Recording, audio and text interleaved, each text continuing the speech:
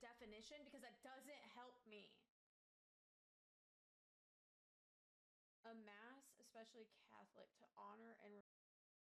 They started laughing the exact moment she walked up to the old man. Loud, shameless, not even trying to hide it. "Good luck with that one of the salesmen whispered, glancing sideways with a smirk. "That guy couldn't afford the floor mats." Another one replied, barely holding back his laugh.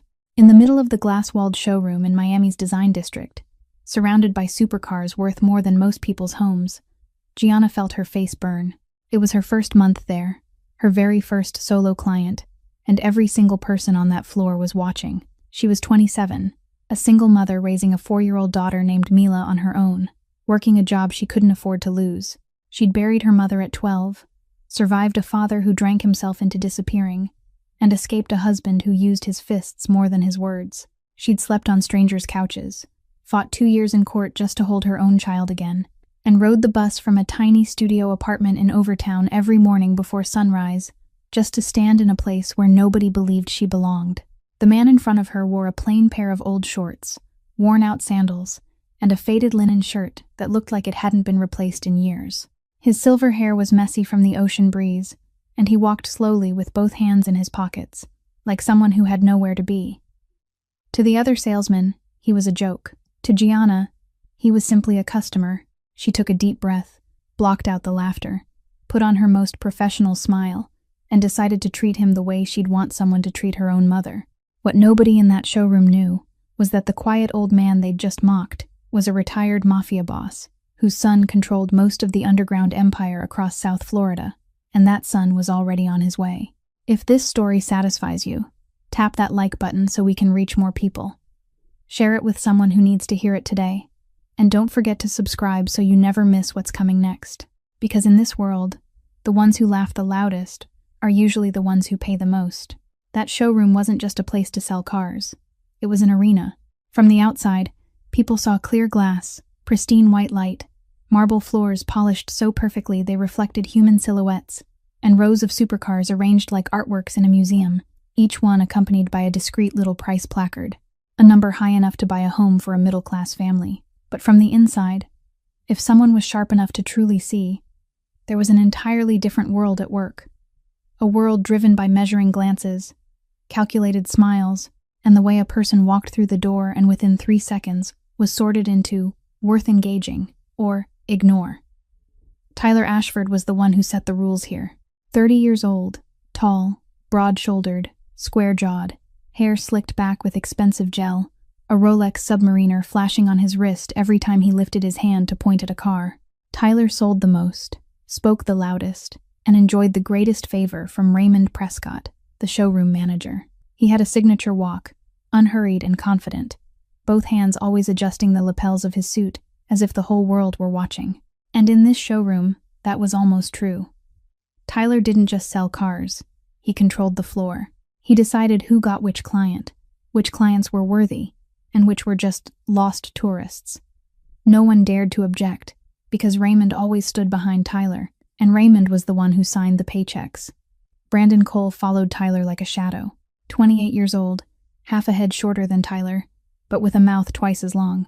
Brandon was the kind of person who never started a joke but was always the loudest one laughing, always the one who slipped in a sharp remark at just the right moment to make the crowd erupt. He wasn't dangerous because of strength. He was dangerous because of the malice hidden beneath a friendly exterior. Raymond Prescott, 52 years old, salt and pepper hair, the build of a man who had once been handsome, but had let age and complacency wear him down. He ran the showroom by a single principle. Money was the measure of everything. A client who arrived in a Bentley had doors opened, water poured, and a leather sofa offered before they even spoke. A client who walked in on their own feet had to prove they were worthy of being seen. Raymond never said it outright, but every one of his actions shouted it. Then there was Paige Whitmore, 29 years old, the only other female sales associate besides Gianna.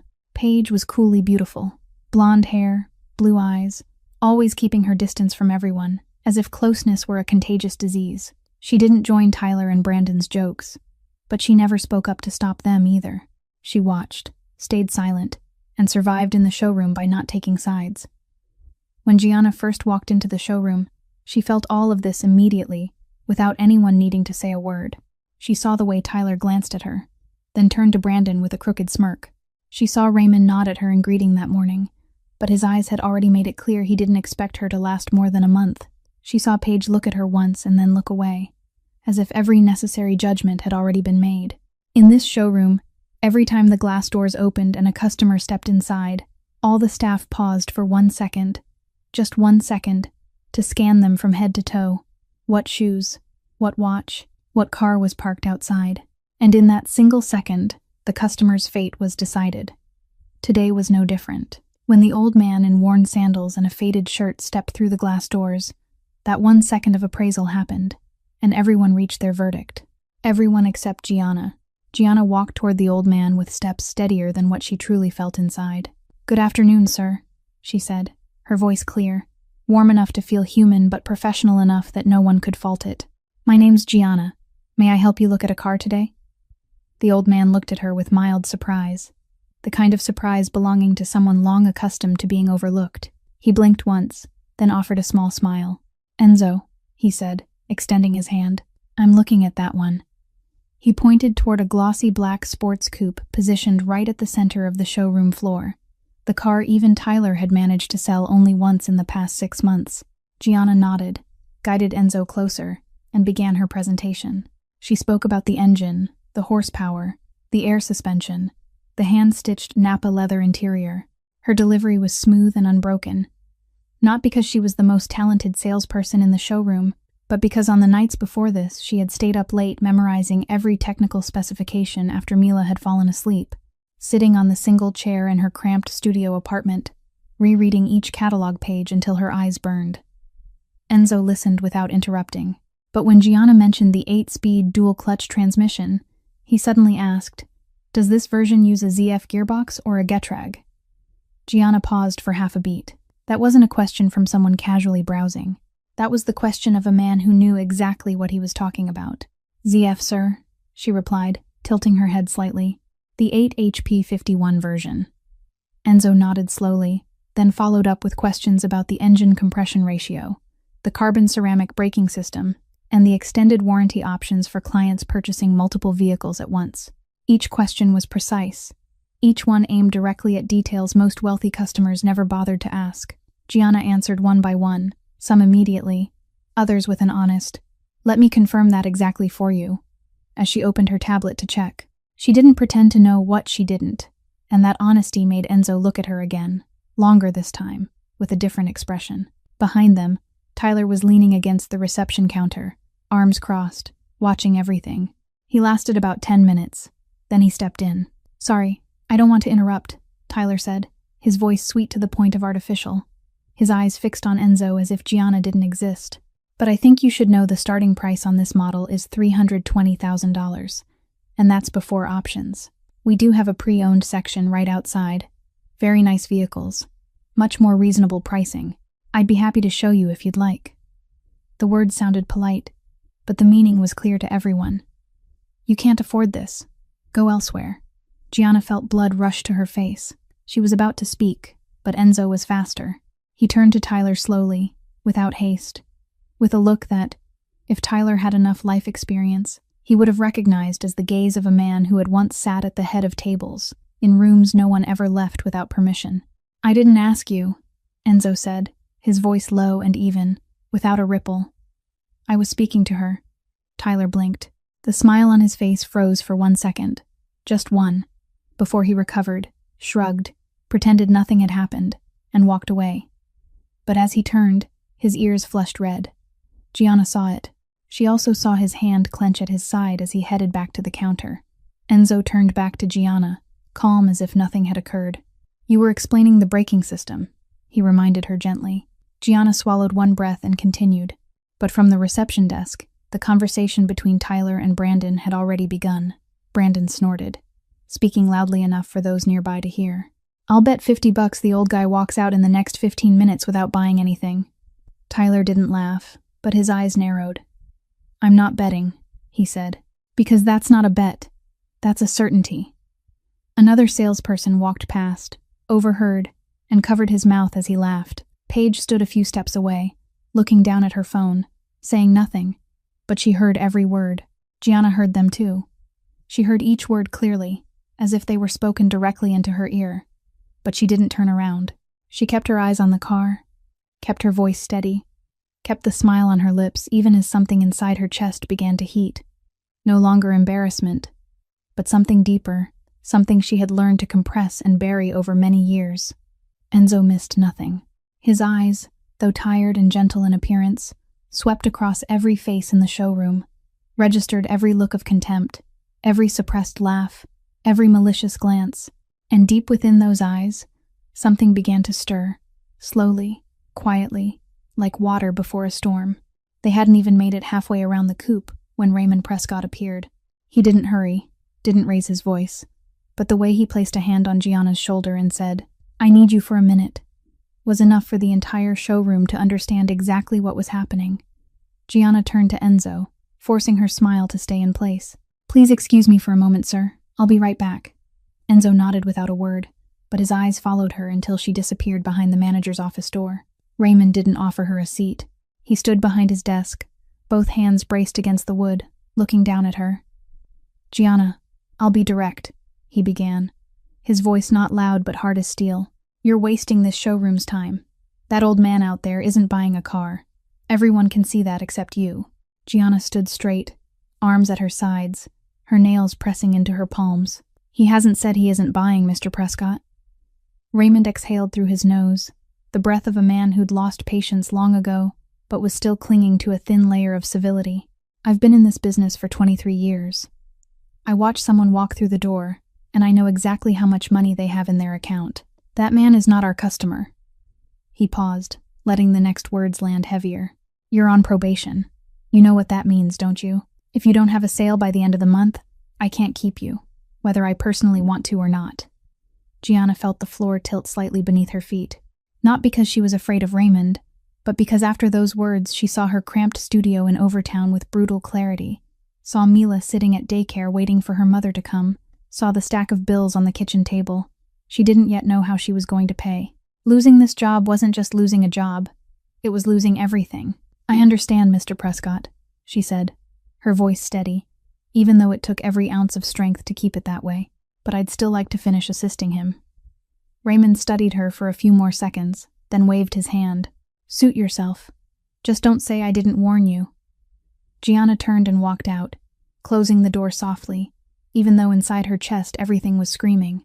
She went straight to the restroom, locked the door, braced both hands on the sink, and lowered her head. No tears. She didn't cry. She had sworn to herself the night she left Derek's place with swollen eyes, and Mila in her arms that she would never cry anywhere someone else could see her again. She breathed in, breathed out, breathed in, breathed out, until the sting left her eyes. Then she dried her hands, adjusted her hair, and stepped back out. Enzo was still there by the coupe, patient as if he had all the time in the world. When he saw her return, he didn't ask what had happened in the manager's office, didn't ask if she was all right, but the way he looked at her told Gianna he understood everything. She had just opened her mouth to continue when the phone in her pocket vibrated. She glanced down, saw the daycare number, and her heart tightened. "I'm sorry, sir. Need to take this," she said quickly, her voice a little breathless. Enzo nodded. Gianna stepped aside, turned her back, and answered. It wasn't the teacher's voice. It was Mila's, small and slightly shaky, coming through the phone. "Mommy? I'm here, sweetheart. Does something wrong?" Mila was silent for a second, then asked in a tone only children who have seen too much can carry at 4 years old. "Did anyone bully you today?" Gianna froze. Everything she'd held down all day surged up her throat at once. She bit her lower lip so hard she nearly tasted iron. "No, baby," she said, her voice soft, calm, perfect, the voice she'd trained for years so Mila would never worry. "No one bullied Mommy. I'm working. I'll pick you up this afternoon, okay? You promise?" "I promise." She ended the call, stood still for a few seconds, swallowed, then turned back and smiled at Enzo as if nothing had happened. But Enzo had heard enough. Not everything, but enough. Enough to hear a child ask if her mother had been bullied. Enough to see the way Gianna bit her lip, the slight tremor in her shoulders before she pulled herself back together. Enough to see in her the shadow of another woman, a woman who had died 10 years earlier, the woman he had loved his entire life and failed to protect from this world's contempt. Enzo stood there for a long time, long enough that Gianna thought he'd lost interest and was about to leave. But he didn't. He reached into his pocket, pulled out an old phone, a flip phone almost no one used anymore, and dialed a single number. The person on the other end answered on the first ring. Enzo spoke in Italian, his voice low, just one short sentence Gianna didn't understand. If she had understood Italian, she would have heard him say, "Salvatore, come here. There's something I want you to see with your own eyes." Then he ended the call, slipped the phone back into his pocket, and turned to Gianna with the kindest smile she'd ever seen. "Now then," he said gently, "please continue telling me about the car." About 15 minutes from the showroom, on the top floor of a glass tower in Brickell overlooking Biscayne Bay, Salvatore Ferrante sat in a penthouse where daylight was almost never allowed to enter. The curtains were drawn tight, leaving only the muted yellow glow of a single table lamp beside a black leather sofa. Spread across the coffee table in front of him was a map of the Port of Miami, red pen numbers, handwritten beside marked containers, and an open laptop displaying cash flow moving through 3 corporate accounts in the Cayman Islands. Tommy Raines stood by the window, his back against the wall, arms crossed over his chest, silent, like a breathing shadow. Sal was on the phone with someone at the port, his voice low and even, leaving no room for questions or hesitation. "That shipment has to clear the checkpoint before 10 o'clock tonight. No delays, no excuses." The voice on the other end began to respond, and Sal cut him off. "I'm not asking for your opinion. I'm telling you what's going to happen." Then he ended the call, set the phone on the table, and rubbed 2 fingers along the bridge of his nose. 36 years old, yet sometimes, in the dim light, Sal's face looked older than his age, not because of lines, but because of the weight carried in his eyes. Those steel-gray eyes had seen far more than most Americans ever would outside of movies, and they never fully warmed, not even when he smiled. Tommy cleared his throat softly. "You need anything else?" Sal shook his head. Then the phone vibrated. Sal glanced at the screen. It wasn't the port. It wasn't a partner. It wasn't anyone in the network. It was his father's number. The only number in the world Sal always answered before the first ring finished. "Father." His voice changed instantly, no longer the voice of a man commanding an underground empire, but the voice of a son, softer, lower, carrying something almost gentle that Tommy had heard often enough to know it was never to be mentioned in front of anyone. Enzo spoke in Italian, brief, calm, but Sal heard what no one else would have heard. The faint tremor at the end of the sentence. The tremor his father only had when he was thinking of Sal's mother. "I'm on my way," Sal said. He didn't ask why. He didn't ask what had happened. When his father used that tone, Sal didn't need to ask. He stood, pulled his suit sleeves into place, fastened the buttons. Tommy had already opened the door before Sal reached it. "Where to?" Tommy asked, keys in hand. "Design District, car showroom on 41st Street. Tommy didn't ask anything else. They stepped into the private elevator, descended straight to the garage. 3 black armored SUVs were always waiting, drivers always inside, engines always running. Sal took the back seat of the middle vehicle, Tommy the front passenger seat of the lead car, and the convoy rolled out of the garage in silence. On the drive, Sal looked out through the tinted glass. Miami stretched beneath the afternoon sun, glass towers shimmering, palm trees lining Brickell Avenue, white yachts bobbing in the bay. The city was beautiful, wealthy, and entirely his in ways most of its residents would never understand. But right now Sal wasn't thinking about territory, about the port, about money. He was thinking about the tremor in his father's voice. The last time he'd heard it was 10 years earlier, the day his mother lay in a hospital bed at Baptist Hospital, holding his father's hand for the last time, saying in Italian that she had no regrets, only sorrow that the world had never been kind to those who had nothing to prove but their heart. Sal closed his eyes for 1 second, then opened them. The convoy turned into the Design District. 3 black SUVs stopped in front of the showroom at the exact same moment, precise and even, as if they had rehearsed it 100 times. The engines shut off in unison. The door of the first vehicle opened, and Tommy Raines stepped out, his eyes sweeping the sidewalk and the showroom facade in less than 2 seconds before he moved to open the door of the middle car. Inside the showroom, everyone looked up. Brandon was the first to notice, his hand holding a coffee cup freezing halfway to his mouth. Tyler lifted his head from his phone. Paige halted mid-step. Raymond Prescott turned toward the glass doors, his eyes narrowing slightly against the sunlight reflecting off the glossy black paint of the convoy. Then the door of the middle SUV opened, and Salvatore Ferrante stepped out. He didn't rush. Each step he placed on the sidewalk carried an invisible weight people couldn't see but felt immediately, like a sudden shift in air pressure that no one could explain. A perfectly tailored black suit followed the clean lines of his frame, without a single excess crease. Polished black leather shoes shone like mirrors. A rose gold Patek Philippe glinted discreetly beneath his sleeve as he adjusted his jacket. His face was unreadable, jaw set, gray eyes fixed straight ahead, not turning left, not turning right, as if he had known exactly where he was going before his feet touched the ground. The showroom's glass doors slid open automatically. Sal walked in, and the air inside the room changed at once.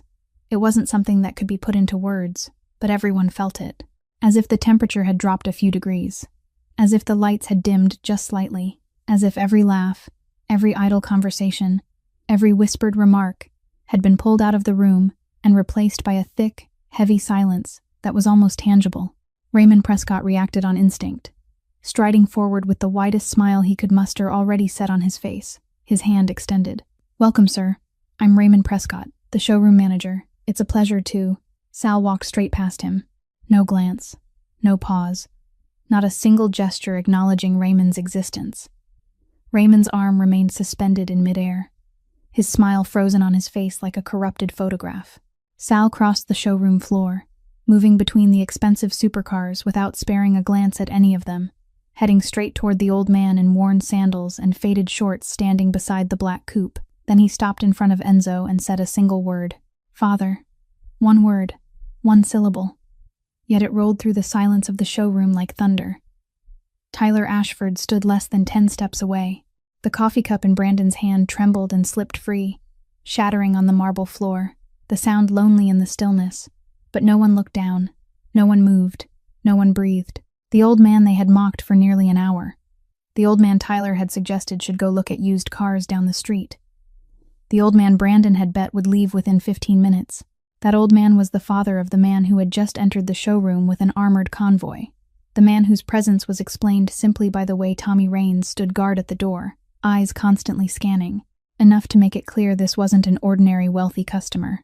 Enzo looked at his son, nodded slightly, then spoke in Italian. He explained briefly, calmly, the way he always did, but every sentence was precise. He gestured lightly in Tyler's direction without turning his head, as if the position of every person in the showroom had long ago been committed to his memory.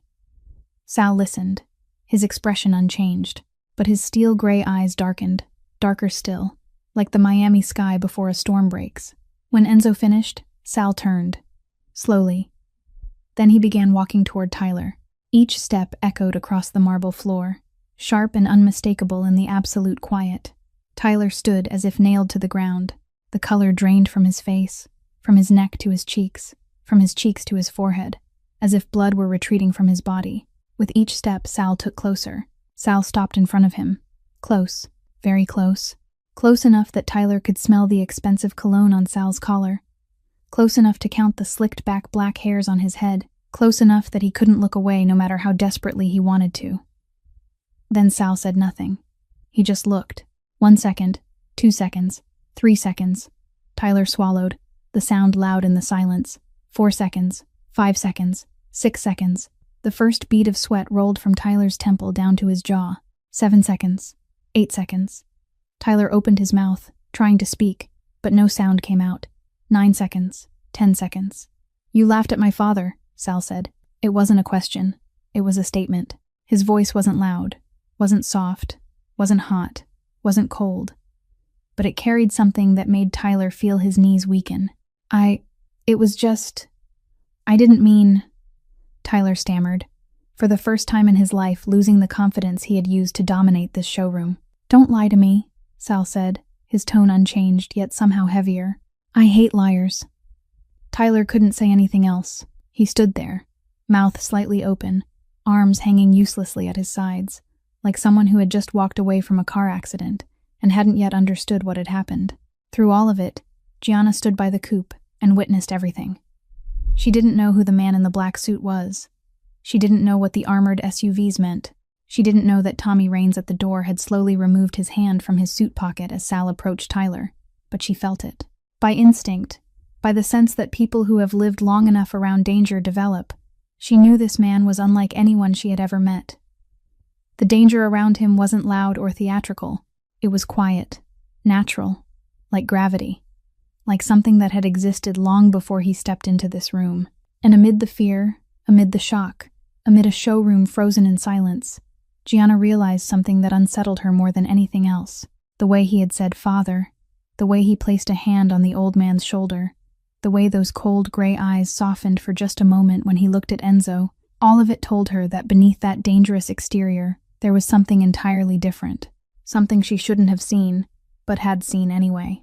Enzo let the silence stretch for a few more seconds, long enough for everyone in the showroom to fully feel its weight. Then he turned his back on Tyler and walked toward Gianna. He looked at her and gave a small nod, as if saying, "Now, this is the real part." Then he spoke, his voice calm and clear, loud enough for every person in the showroom to hear each word. "Gianna, I want to buy this coupe." Gianna blinked. "Yes, of course I will. I'm not finished," Enzo interrupted gently. "I want to buy this coupe. Those two SUVs." He gestured toward the two black SUVs displayed at the corner of the showroom, and those two sedans. He pointed next toward the two luxury sedans parked near the windows. 5 vehicles, all under her sales name. Gianna stood there, her lips slightly parted, unable to speak. Behind her, someone drew in a sharp breath. Raymond Prescott stepped forward half a pace, and then stopped, uncertain whether to advance or retreat. Tyler stood frozen where Sal had left him, his face still drained of color. Brandon had backed all the way against the wall, as if trying to dissolve into the paint. Enzo reached into the inner pocket of his jacket and pulled out a black card, the kind Gianna had been trained to recognize during her first week on the job but had never seen in person. The Centurion black card from American Express, a card no one could apply for, and only receive by invitation, held by only a few thousand people across the entire United States. "Wire transfer," Enzo said, placing the card on Gianna's desk. "I'll transfer directly from a corporate account. Ask me whatever information you need."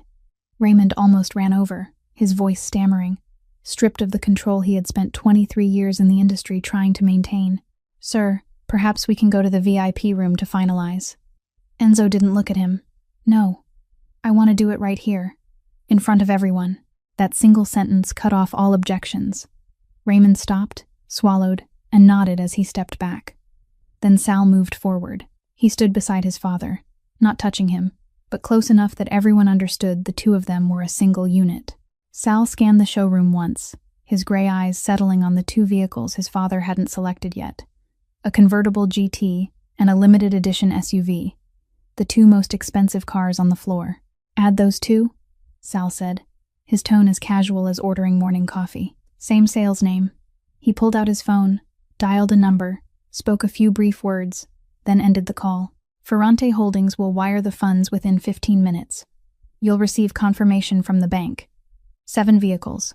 A total value far beyond anything this showroom's sales system had ever recorded in a single transaction."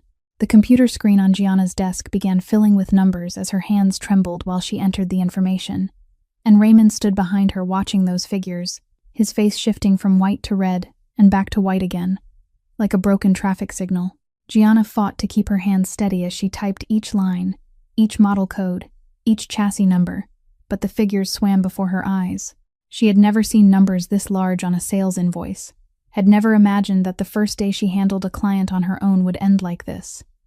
The internal system flashed red, requesting managerial authorization. Raymond had to step in and enter his confirmation code, and each time he pressed a key, his fingers shook even more visibly than Gianna's. When the transaction cleared, when the final number appeared on the screen with the word "approved," Enzo turned to look at the entire showroom.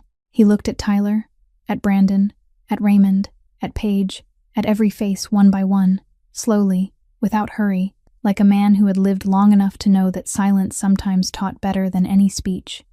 Then he spoke. "When I walked in here, you looked at my sandals and decided who I was. You looked at my faded shirt and decided how much money I carried. You laughed right in front of me, as if I couldn't hear, as if I weren't human." He paused. No one moved. But this young woman, he said, pointing toward Gianna. She didn't look at my sandals. She didn't look at my shirt. She looked at me. She was the only person in this showroom who treated me like a human being. That is why everything I bought today is under her name. Enzo lowered his voice, but in the silence of the showroom, each word rang like a bell. Never confuse appearance with value. You almost lost the biggest deal of the year, not because you lacked skill, but because you carried too much prejudice. Tears streamed down Gianna's face. She didn't try to stop them anymore. They slid over her cheeks, dropped onto the keyboard, onto the transaction documents. But she stood straight, back straight, shoulders squared, the way she had stood for years through every collapse in her life. And in that exact moment, Sal looked at her. Not a passing glance like when he entered. Not an assessing look like the one he gave everything else. He looked at her as if he were seeing something he hadn't expected to find here, in a luxury car showroom in the heart of Miami, on a day he had only come because his father had called. The tears on her cheeks, the unbowed spine, the amber eyes blurred with tears yet refusing to lower. Gianna met his gaze. She didn't look away. She didn't know why she didn't, but she didn't. 2 seconds. 3 seconds.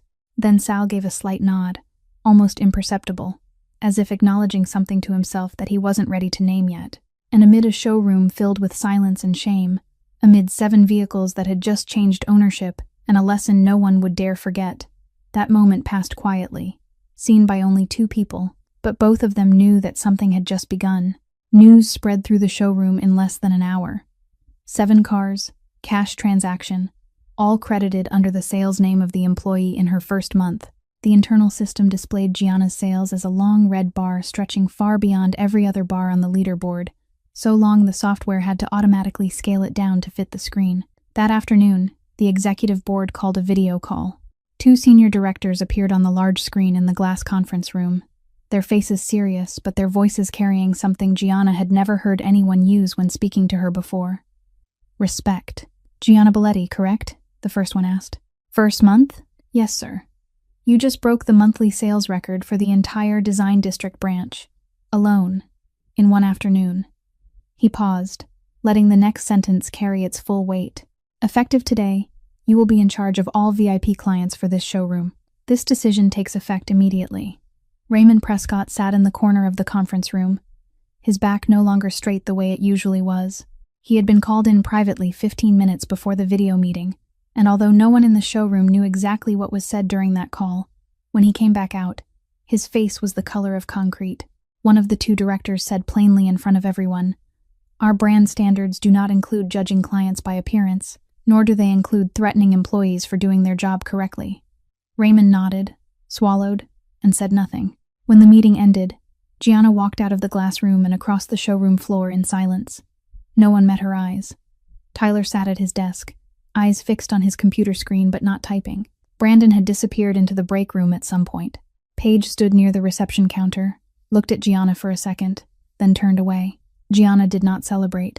She sat down, finished the remaining transaction paperwork, then checked the time. It was almost time to pick up Mila.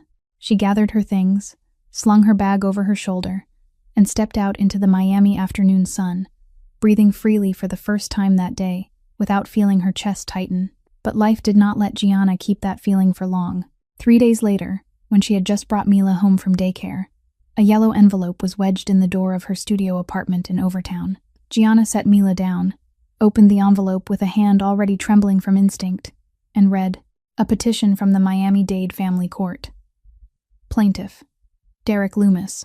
Subject, petition to reconsider custody of the minor child Mila Loomis, age 4, citing the mother's lack of stable financial conditions, multiple changes of residence over the past 2 years, and a work schedule unsuitable for caring for a young child." Gianna read every line slowly, carefully, as if reading slowly enough might change the meaning of the words. They did not change. Derek wanted Mila back. Derek, who had used his fists on her for 3 years. Derek, who had not visited Mila once in the past 2 years. Derek, who had wealthy parents in Coral Gables and a family law attorney Gianna knew she could never afford to match. She folded the petition, slipped it back into the envelope, and placed it on the kitchen counter. Then she sat down on the kitchen floor, her back against the refrigerator, and closed her eyes. Mila crawled over, climbed into her lap, and wrapped her tiny arms around her mother's neck. "Mommy, are you sad?" Gianna opened her eyes, held her daughter tighter, pressed her lips together until she was sure her voice would not break. "No, sweetheart, Mommy's just tired." That night, after Mila was asleep, Gianna sat at the kitchen table with her old laptop, searching for family lawyers in Miami. Each result came with an initial consultation fee she read and closed, until she shut the laptop and buried her face in her hands. The commission from the 7 cars would arrive in the next pay cycle. But good lawyers in Miami were not cheap, and Derek had an entire family ready to spend whatever it took to win. Gianna did not cry. She had promised herself she would not, but that night she sat motionless in the darkness of the studio for a long time. So long the hum of the old air conditioner became the only sound in the world. The next morning, when Gianna walked into the showroom with dark circles under her eyes that cheap concealer could not hide, Paige Whitmore was standing at the coffee station. She looked at Gianna, longer than usual, then said nothing, simply poured a second cup of coffee and set it on Gianna's desk when she sat down.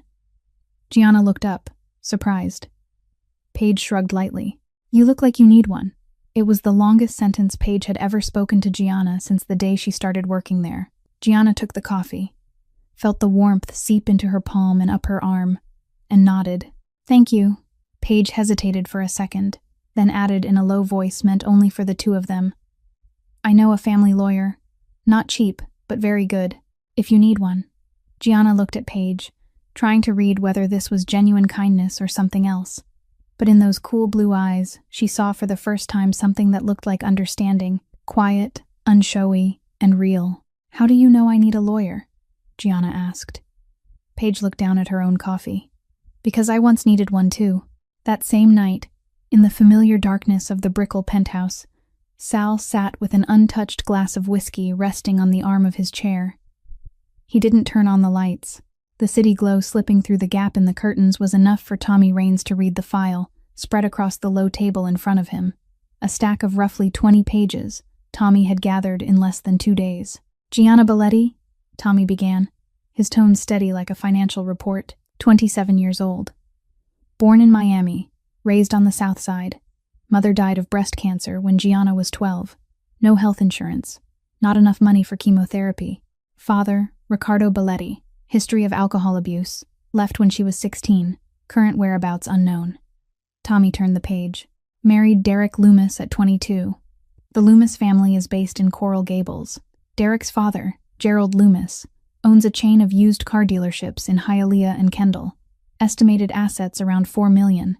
Derek himself has never held steady employment. Lives off family money. Tommy paused briefly, his voice shifting despite his effort to remain professional. There were 3 police reports for domestic violence within 2 years. The first time, Derek was held for 48 hours and released after Gianna withdrew the complaint under pressure from his family. The second time, she was admitted to the emergency room at Baptist Hospital with a fractured cheekbone and 2 cracked ribs. The third time was the last. She fled with Mila at 3 a.m. and went straight to a women's shelter in Liberty City. Sal didn't move. The whiskey remained untouched. The divorce took 14 months. Derek hired Morrison and Associates, one of the largest family law firms in the county. Gianna was represented by a free attorney assigned through legal aid. She lost custody initially because the court ruled Derek had superior financial stability. She appealed, worked 3 jobs simultaneously for 2 years, and finally regained custody of Mila 8 months ago. Tommy closed the file. Now Derek has filed again. Same law firm. Grounds cited are financial instability and housing inconsistency. Preliminary hearing scheduled in 6 weeks. Silence stretched. Tommy had worked for Sal long enough to know when to speak and when to wait. This was a moment to wait. Finally, Sal spoke, his voice low, his gaze unfocused, a fractured cheekbone. Not a question, a repetition, as if he needed to hear himself say the words to confirm they were real. "And 2 cracked ribs," Tommy said. Sal picked up the whiskey but didn't drink, simply held it, his thumb slowly circling the rim, then set it back down. "Find Margaret Chen at Brickell Avenue Law," Sal said. Tommy raised an eyebrow slightly. Margaret Chen wasn't an ordinary attorney. She was one of the 3 most powerful family lawyers in South Florida. A woman who had represented the ex-wives of 2 senators and a Fortune 500 chief executive. She didn't take clients under six-figure retainers and had never lost a custody case. Tell her to contact Gianna through her pro bono legal aid program for women who are survivors of domestic violence, Sal continued. She runs that program. She takes a few cases a year. This will be one of them. Tommy understood. No explanation was necessary. Margaret Chen would take the case because Sal asked, and everything on paper would be spotless. A top-tier attorney volunteering to help an abused single mother. Nothing unusual. No trail leading back to this penthouse. One more thing, Sal said. Derek's firm, Morrison and Associates. Who is their managing partner? Tommy searched his memory. Harrison Morrison. Small firm, 12 attorneys, focused on family law and real estate. Client base is mostly upper-middle-class families in Coral Gables. Does Morrison have any business ties to Wellington Capital? I'll check. Tommy pulled out his phone, sent a few messages. 3 minutes later, the reply came. Yes. Morrison leases office space in a building owned by a Wellington Capital subsidiary. Lease is renewed annually. Sal nodded slowly. Wellington Capital was one of dozens of legitimate shell companies Sal controlled through layered holdings. No one but Tommy and his chief accountant knew that. Let Harrison Morrison know that Wellington is reviewing all lease agreements in that building, Sal said. No threats, just information. He'll understand. Tommy nodded. This was Sal's way. He never used a hammer when a whisper would do. No threats, no violence, just entirely legal commercial pressure that carried the same finality as a sentence. Anything else? Tommy asked. Sal was quiet for a moment, then spoke as if voicing a passing thought that had in fact been sitting in his mind since that afternoon at the showroom. Viktor Sokolov. Any recent movement? Tommy's expression shifted instantly. From the calm of someone handling civil matters to the alertness of a man who lived in a world where the smallest mistake could end in concrete and seawater. Yes. 2 restaurants in Wynwood under our protection had their storage locks broken last week. Nothing taken. Just a message. Sokolov? Cameras caught license plates traced to a rental company we know is a front for Sokolov's group. Sal closed his eyes for 1 second, then opened them. 2 fronts at once. Derek Loomis in the open, Viktor Sokolov in the shadows. One was lawyers and family court. The other was territory and blood. And in the middle of it all, without knowing it, Gianna Belletti stood at the intersection of both, without a single shield. The next morning, when Gianna arrived at the showroom, there was a white envelope on her desk. Inside was a business card for Margaret Chen, attorney at law, along with a brief letter stating that Gianna had been selected for a pro bono legal assistance program for survivors of domestic violence, and that Margaret wished to meet her that afternoon to discuss the custody case. Gianna read it twice. She didn't remember applying for any legal aid program.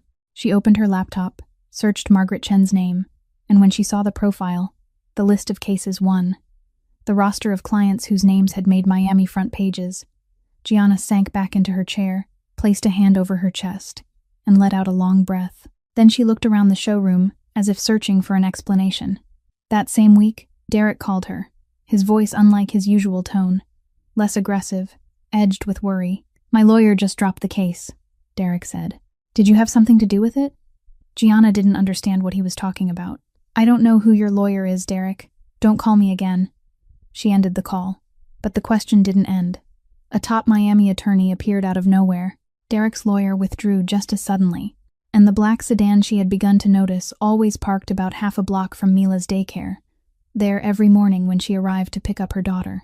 Gianna wasn't someone who believed easily in coincidence. She had lived enough hardship to know that when too many good things happened at once without explanation, there was always a reason she hadn't yet seen. She didn't draw any conclusions, but she began to pay attention. 2 weeks later, on a quiet Tuesday afternoon when the showroom was nearly empty, the glass doors opened and Sal walked in, alone. No Tommy, no black SUV convoy, no invisible pressure bending the air the way it had the last time. Just him, in a white shirt, with the sleeves rolled to his elbows, dark slacks, leather shoes that were polished but not ostentatious, looking like an ordinary businessman stopping by after a meeting, if not for the steel-gray eyes that still carried the gaze of a man accustomed to sitting at the head of tables in windowless rooms. Tyler wasn't there that day. On leave. Brandon saw Sal enter, stood up, sat back down, stood again, unsure whether to greet him or disappear. and finally slipped into the break room. Raymond was in his office with the door closed. Paige glanced over from the counter, gave a small nod, then turned away, perceptive enough to know she shouldn't linger. Gianna was at her desk, reviewing customer files on the computer. She looked up and saw Sal, and the first thing she felt wasn't fear, and wasn't joy, but something in between, a light caution mixed with curiosity she didn't yet know how to name. "Good afternoon," she said, standing and keeping her voice professional. "Would you like to look at another model today?" Sal looked at her for a second, then a very slight smile appeared at the corner of his mouth. Not the smile of someone amused, but of someone realizing he was being treated normally and finding that rarer than expected. "I'd like to see the new convertible," he said. "I hear it arrived last week." Gianna led him toward the inner display area, where an ivory-white convertible sat under the spotlight. She began her presentation, professional and precise, as she always was, but this time was different. Sal didn't only ask about the car, he asked slowly, leaving pauses between questions. And those pauses somehow pulled the conversation out of the showroom, away from specification sheets, into something more personal that Gianna didn't realize she had stepped into until she was already deep inside it. "My father likes you," Sal said suddenly, his hand gliding along the edge of the car door. "He doesn't like many people." Gianna smiled faintly. "Mr. Enzo is very kind. He reminds me of—" She stopped before finishing the sentence. "Reminds you of whom?" Sal asked, watching her. "No one." She shook her head lightly. "Just the way he speaks, patient, unhurried, makes people feel listened to. There aren't many like that." Sal was quiet for a moment, then said, his voice lower now, no longer the voice of a man asking about a car. "My mother was like that too. She had a way of listening that made people want to tell her everything, even the things they hadn't planned to say." Gianna looked at him and realized this was the first time he had mentioned his mother directly to her, not through Enzo, not through context, but because he had chosen to say it. "Her name was Cecilia," Sal continued, his eyes no longer on Gianna but fixed on empty space, as if he were seeing something only he could see. "She came to the United States from Sicily at 20, didn't speak English, didn't know anyone, only my father. She was beautiful, but not the kind of beauty America wanted at the time. She spoke with broken grammar, wore the wrong clothes, cooked with garlic and oregano in a neighborhood where everyone cooked with butter and thyme." He paused, his jaw tightening. "The first time she went shopping in Bal Harbour, she wore the nicest dress she owned, and a sales clerk looked her up and down and asked if she was lost. My father was standing right beside her. He heard everything. He didn't say anything then, but I know he never forgot." Gianna stayed silent, because she knew some stories were best met with silence. "She died 10 years ago, Sal said. "Cancer. And since then, my father started doing what he calls testing people. He wears old clothes, worn sandals, walks into the most luxurious places, and watches how they treat him. He says it's how he keeps her alive, by reminding the world that a person isn't defined by what they wear." Gianna felt her eyes burn, but she blinked quickly and swallowed it down. "My mother had cancer too," she said softly, almost in a whisper. "I was 12, no insurance. She died in a public hospital, on a bed shared with a stranger." Sal turned to her. He didn't speak, but the steel gray in his eyes softened almost imperceptibly, like thin ice on a lake beginning to crack. "Mila looks like my mother," Gianna continued, her voice warming when she spoke of her daughter. "Same eyes, same way of tilting her head when she listens. Sometimes when I look at her, I feel like my mother is looking back at me." She turned away to grab a catalog from the shelf behind her, and that was when Sal saw it. The scar at the nape of her neck, about 2 inches long, pale against her skin, half hidden by her hair but exposed when she leaned forward. Not a surgical scar, not an accident. Sal had seen enough injuries in his life to know it was from impact, from being forced against something hard and sharp, from a man's hand. Sal's jaw clenched. The muscle in his temple tightened beneath the skin. His hand curled and then relaxed, slowly, deliberately, like a man counting in his head to keep himself from breaking apart. Gianna turned back with the catalog, smiling, unaware of what he had just seen. "Here are the full specifications for the convertible," she said, handing it to him. Sal took it, his fingers touching the catalog, but his eyes remained on Gianna, reading her in a way she didn't know she was being read. He said nothing about the scar. He didn't ask. He didn't mention it. because he understood that some wounds were shown only when the person carrying them was ready, not when someone else was curious. And Sal, a man used to commanding entire empires, a man whose nod could change other people's lives, chose silence. Because sometimes silence was the only form of respect a dangerous man could offer someone who had already been hurt too much. They talked for another 15 minutes about the convertible, about Miami weather, about which Italian restaurant in Brickell still cooked in the true Sicilian style. An ordinary conversation, light, on the surface. But beneath that surface, both of them knew something had shifted that Tuesday afternoon. An invisible thread had formed between two people, carrying similar wounds from entirely different worlds. When Sal walked out of the showroom, he didn't look back. But Gianna stood behind the glass, watching him until he disappeared around the corner, and she wondered why her heart was beating faster than usual for a man she barely knew anything about, except that he loved his father, missed his mother, and had the saddest eyes she had ever seen on the face of someone so powerful. The truth didn't come to Gianna in a dramatic moment, but through a chain of small pieces she put together over 3 consecutive sleepless nights. The first piece was Margaret Chen. Gianna called the pro bono legal assistance program mentioned in the letter, and the intake coordinator confirmed the program was real, that Gianna qualified, that everything was legitimate. But when Gianna asked who had nominated her for the program, the woman hesitated, then said that information was confidential. The second piece was Derek's lawyer.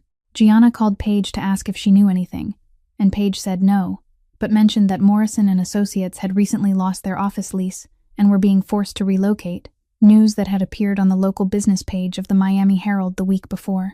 The third piece was the black sedan near Mila's daycare. Gianna had been noticing it for 3 weeks straight, always parked in the same spot, always with someone inside, always leaving shortly after she picked Mila up. On Wednesday morning of that week, she walked up to the car and knocked on the window. The man inside rolled it down, a middle-aged man with an expressionless face and an earpiece, and Gianna recognized the type immediately. The same kind of presence Tommy Raines had carried in the showroom. She asked, "Who sent you here?" The man didn't answer, started the engine, and drove off. But Gianna had seen enough. She knew.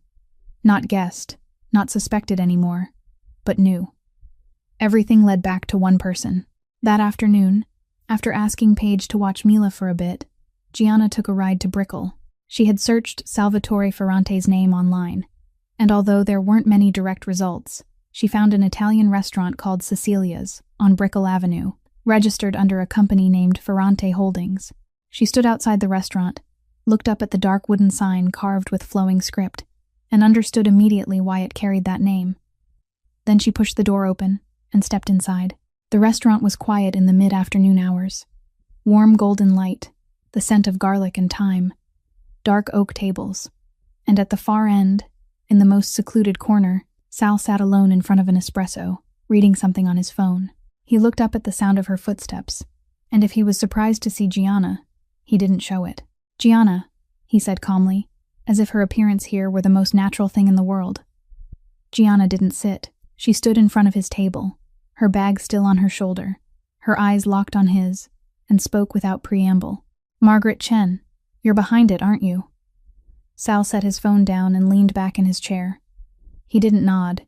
He didn't shake his head. He just looked at her. "Derek's lawyer withdrew because his firm is about to lose their office. You did that too, didn't you?" Silence. "And the man sitting in the car near Mila's daycare every morning. He's yours." Sal drew in a slow breath, then let it out. "Yes." One word. No justification. No explanation. No evasion.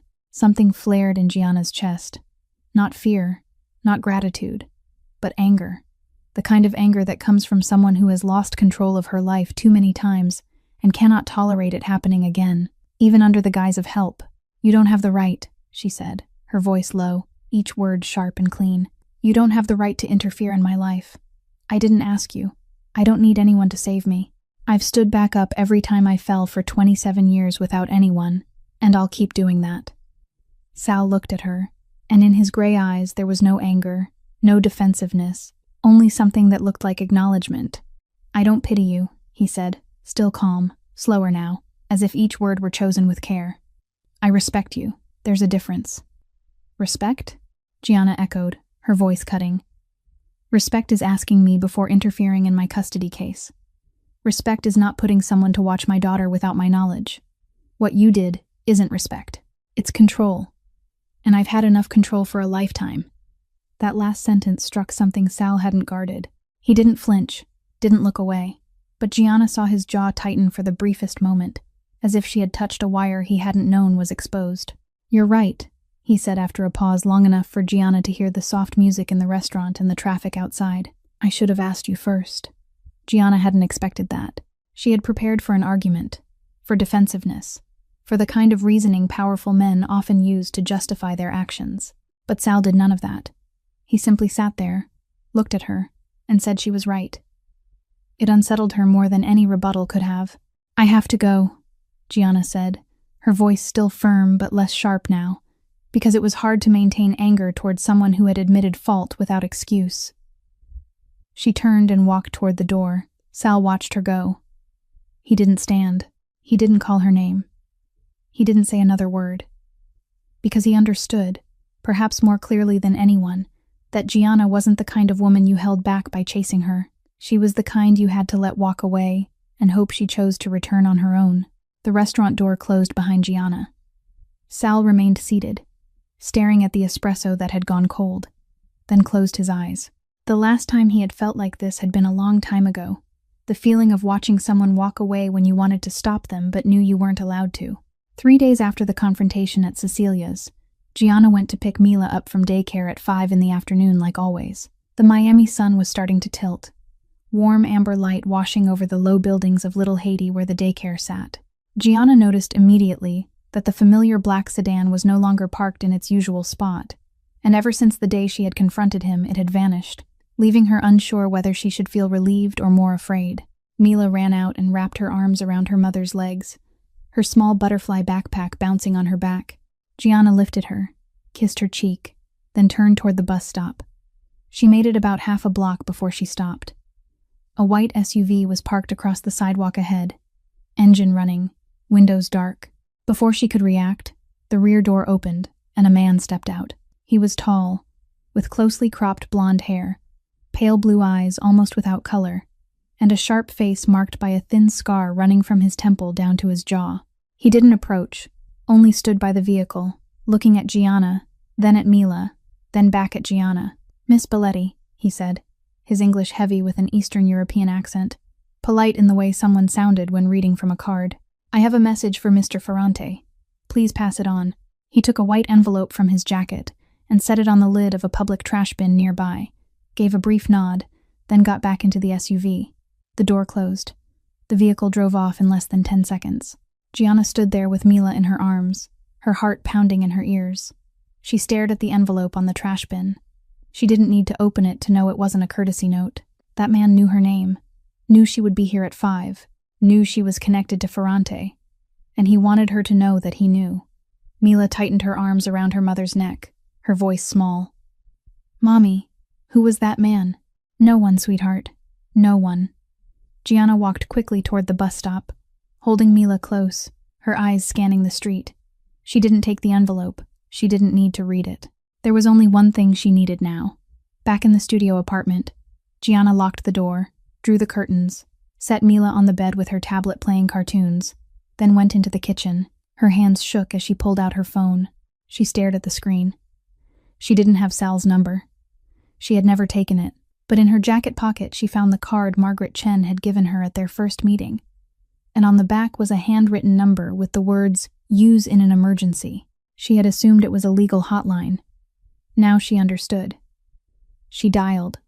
The phone rang twice. Gianna. Sal's voice, not surprised, not asking why she was calling, just saying her name, and somehow that alone let her breathe. "Someone came to Mila's daycare," she said, her voice controlled, but with a tremor Sal could hear beneath it. Blonde hair, a scar on his face, Eastern European accent. He knew my name.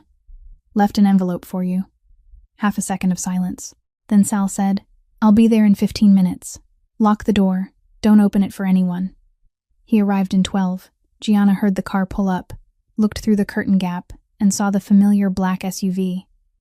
She opened the door. Sal stepped into the cramped studio, a place he had probably never set foot in before, but he didn't look around or judge it. His eyes went straight to Gianna, scanning her from head to toe to make sure she wasn't hurt, then to Mila sitting on the bed holding her stuffed bear, wide-eyed at the stranger.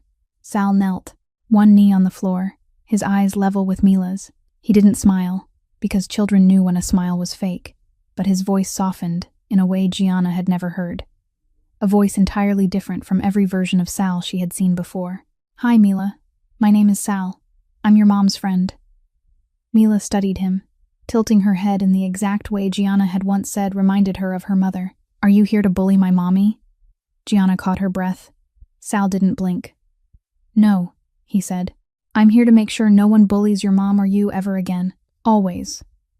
Mila watched him for 3 more seconds, then nodded, accepting the answer with the instinctive judgment of a child that adults had long since lost. An hour later, Gianna and Mila were riding in the black SUV toward Brickell. Gianna didn't want to go. Everything in her resisted stepping into Sal's world. But when she looked at Mila, at the big eyes still shadowed by the memory of the blonde man on the street, she knew she couldn't stay in a studio with no security locks, no cameras, nothing but a thin door between her daughter and the outside world. The Brickell penthouse at night was nothing like it was by day. The curtains were open. The city of Miami spread below like a carpet of light, towers glittering, the MacArthur Causeway linking the mainland to South Beach glowing, yachts bobbing in Biscayne Bay like fallen stars. Mila slept in the living room on a sofa, larger than the bed in the studio, covered with a cashmere blanket that probably cost as much as Gianna's monthly rent. Gianna stood in the doorway watching her daughter sleep, then stepped out onto the balcony. Sal was already there, leaning against the railing, a glass of whiskey in his hand, looking out over the city. The sea breeze was warm, carrying salt and the distant noise of the Miami night. Gianna stood beside him, keeping a careful distance, and they were silent for a long time. The kind of silence that didn't need filling, the kind only truly tired people knew how to value. "Who was that man?" Gianna asked at last. "Viktor Sokolov, or one of his men." "What does he want?" "My territory, and he thinks you're the way to get close to me." Gianna looked down at her hands on the railing. "I told you I didn't want to be pulled into your world." "I know, and I'm sorry." Gianna turned to look at him. It was the second time he had apologized to her, and both times it sounded like something he didn't say often. "My mother died because I couldn't protect her," Gianna said softly, as if speaking more to herself than to Sal. "I lost Mila for 2 years because I wasn't strong enough to beat Derek. My life has been one long chain of not enough. And what I'm most afraid of isn't the blonde man on the street. What I'm most afraid of is one day Mila growing up and realizing her mother was never enough to keep her safe." Sal was silent for a long moment. Then he set his whiskey on the railing and spoke, his voice so low the wind almost carried it away. "When my mother was in the hospital, I had enough money to buy the entire hospital, but money doesn't buy time. I sat with her every night, and she held my hand, and she told me, 'My son, money isn't strength. Loving someone enough to hurt for them is strength.' I didn't understand then. I do now." He turned to Gianna. "You aren't not enough, Gianna. You're the most enough person I've ever met. You were enough to stand straight while an entire showroom laughed at you. Enough to raise your child alone when the world turned its back. Enough to walk into my restaurant, look me in the eye, and tell me I was wrong, when men twice your size can't hold my gaze for 2 seconds." Gianna couldn't speak. Her lips pressed together, her eyes burned, and this time she didn't blink fast or swallow it back. She let the tears fall, silently, down her cheeks, onto her chin, onto the railing. Sal watched her cry without looking away, without touching her, without trying to fix it, simply standing there, present, letting her know someone could see her pain and not leave. Then Gianna's hand on the railing shifted, just slightly, a few millimeters, until her pinky brushed against his. Sal didn't move. He didn't take her hand. He didn't pull her closer. He simply left his finger there, touching hers, light as a butterfly wing, as if he understood this was all she could give right now, and he would never take more than she was ready to offer. They stood that way on the top-floor balcony in Brickell, looking down at the Miami night, the sea breeze blowing, the tears drying, and the invisible thread between them tightening just a little more, not through promises, not through a kiss, but through 2 fingers touching on a cold railing, and the truth that sometimes allowing someone to stand beside you in the dark was the bravest thing a heart that had broken too many times could do. What followed over the next few weeks happened quietly, without gunfire, without car chases through Miami streets, without anything an outsider could see with the naked eye. But beneath the surface, the chessboard was shifting. Tommy Raines needed 4 days to trace Viktor Sokolov's entire business web in South Florida. 3 Russian restaurants in Sunny Isles Beach, 2 import-export companies registered in Doral, a real estate firm in Hallandale, and a money laundering network running through 4 nail salons in Hialeah. Everything was licensed. Everything paid taxes. Everything looked legitimate on paper. But all of it relied on one thing Sokolov didn't control: local political relationships. Sal didn't call Sokolov. He called 2 city council members, whose campaigns he'd quietly funded for 10 years. A federal judge his father had once helped when the man was still a young attorney, and the director of business licensing for Miami-Dade County, who received Christmas gifts from Ferrante Holdings every year like clockwork. Within 2 weeks, all 3 of Sokolov's restaurants were hit with surprise health inspections. The 2 import-export companies were audited by the state tax authority, and the real estate firm had its license suspended for zoning violations. Nothing illegal, just the law enforced at the right time, in the right places, with surgical precision. Sokolov understood the message. He wasn't stupid. He knew he might survive a street war with Sal Ferrante, but a war against the administrative and political system of a man rooted in Miami for 30 years was the same as punching concrete. A month after the daycare threat, Sokolov shut down all South Florida operations and withdrew to New York without a word, like an undertow slipping away, leaving the beach looking untouched. Around the same time, the family court hearing between Gianna and Derek Loomis took place in Miami-Dade County. Margaret Chen entered the courtroom with a 3-inch thick file and the calm of someone who didn't know how to lose. Derek sat across from Gianna with a replacement attorney the Loomis family had hired in a hurry after Morrison and Associates withdrew, a young lawyer whose forehead was already beaded with sweat before the judge even took the bench. Margaret didn't need long. She presented the 3 domestic violence reports, hospital records, an old protection order, and proof that Derek hadn't contacted or visited Mila once in 2 years despite having legal access. She asked Derek exactly one question in court. "Could you tell the court what your daughter's favorite food is?" Derek stayed silent for 12 seconds before his lawyer asked to decline answering. The judge ruled that same afternoon. Gianna retained full custody of Mila. Derek was issued a 5-year restraining order, prohibited from coming within 500 feet of Gianna or Mila. When the gavel came down, Gianna sat still in her chair, hands clenched on her thighs, not crying, not smiling, just breathing, deep and steady, like someone who'd finally surfaced after 2 years underwater. At the showroom, change came in its own way. Tyler Ashford resigned at the end of the 2nd month after the 7-car sale. No one knew exactly why, but since the day Sal stood in front of him and counted 10 seconds of silence, Tyler was never the same. He sold less, spoke less, and the confidence in his eyes had gone out, replaced by something like chronic shame with no cure. Brandon Cole requested a transfer to the Fort Lauderdale branch shortly after Tyler left. Raymond Prescott was demoted from manager to logistics supervisor, moved to a back office handling paperwork, no longer meeting clients, no longer approving sales, and the corner desk with the view over the showroom floor now belonged to Gianna. 6 months passed. Gianna broke sales records not once, but 3 consecutive times. Not because of Sal, not because of Enzo, but because of how she treated every customer who walked through the door, with the same patience, the same smile, the same principles she'd used with the old man in worn sandals on her first day. Clients returned asking for her by name, recommending her to friends and family. Her reputation spread through Miami's upper circles not because she was the best seller, but because she made people feel the most respected. She moved out of the Overtown studio on a warm Saturday morning, needing only 2 trips because she didn't own much. The new apartment in Coconut Grove had 2 bedrooms, bright windows looking out onto tropical trees. Not big, not luxurious, but for the first time, Mila had her own room. Gianna stood in the doorway watching Mila run in circles through the empty space, laughing at the echo, and she smiled the kind of smile that didn't need an audience. Paige Whitmore, once distant and closed off, was now the one helping Gianna assemble a bookshelf in Mila's room on Sunday afternoon, the one calling to ask if she needed anything when Mila caught a cold, the one sitting across from Gianna in a Coconut Grove cafe every Saturday morning talking about things neither of them had said out loud in years. Their friendship wasn't loud or performative, just 2 women who'd been hurt finding each other and deciding not to abandon one another again.